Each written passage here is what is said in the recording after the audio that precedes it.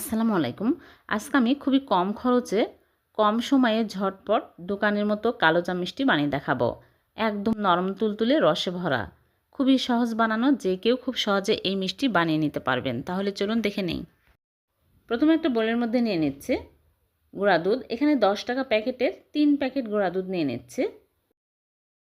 আপনারা চাইলে বড় প্যাকেট থেকেও নিতে পারবেন। আর হাফ কাপ ময়দা দিয়ে দিচ্ছে, আর বেকিং সোডা 1/4 টিস্পুন, আর ঘি দিয়ে দিচ্ছে 1 চামচ। এখন ভালো করে ঘষে ঘষে মিক্স করে নিতে হবে।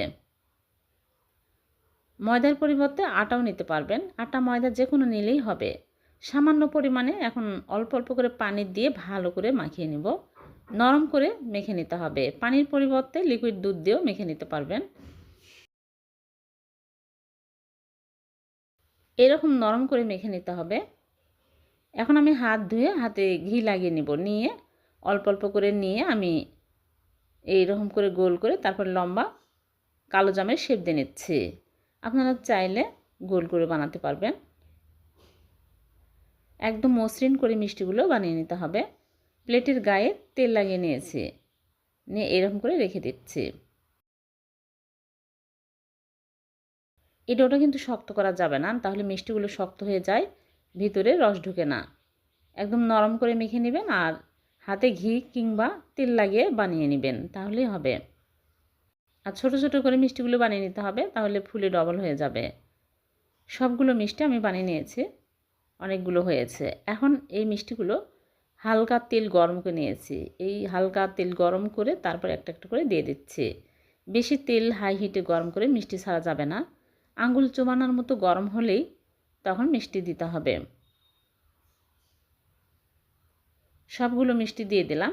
এখন আমি এই মিষ্টিগুলো দেখুন একা একাই তেলের উপরে ভেসে উঠছে। এখন অনবরত উল্টিয়ে পাল্টে মিষ্টিগুলো ভেজে নিতে হবে, তাহলে মিষ্টির সব সাইডে সুন্দর কালার আসবে। অনবরত উল্টে পাল্টে দিতে হবে, তাহলে মিষ্টির সব সাইডে সুন্দর কালার আসবে। দেখুন অনেক সুন্দর কালার আসছে। এখন আমি মিষ্টিগুলো তুলে নিচ্ছি। আপনারা চাইলে গোলাপ জামুন কালার করেও তুলে নিতে পারবেন। আমি কালো জামুন কালার করে তুলে নিচ্ছি।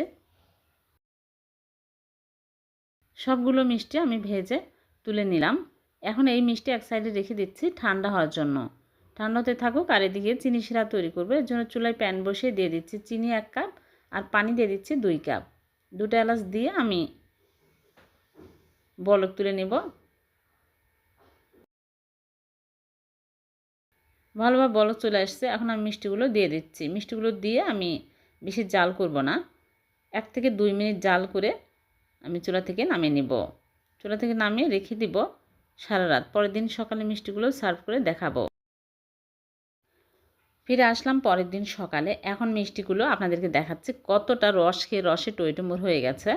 এখন এই মিষ্টিগুলো আমি শিরা থেকে তুলে তারপরে মাওয়াতে কোট করে নেব।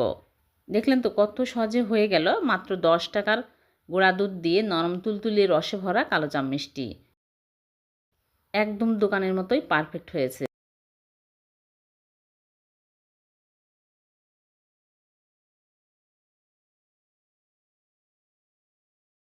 একটা মিষ্টি কেটে আপনাদেরকে দেখাচ্ছে কতটা নরম তুলতুলে আর রস ঢুকেছে। এভাবে আপনারা বাড়িতে অবশ্যই ট্রাই করবেন, দেখবেন মিষ্টি একদম পারফেক্ট হবে।